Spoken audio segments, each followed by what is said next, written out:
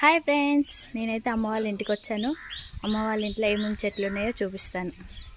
అయితే దానిమ్మ చెట్టు ఫ్రెండ్స్, చూసారు కదా, పూత అయితే ఫుల్ పట్టింది. అమ్మ అయితే కాయలైన ఏమని చూస్తుంది.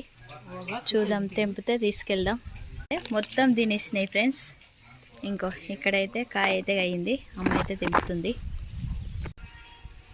నెక్స్ట్ వచ్చేసి కొబ్బరి చెట్టు.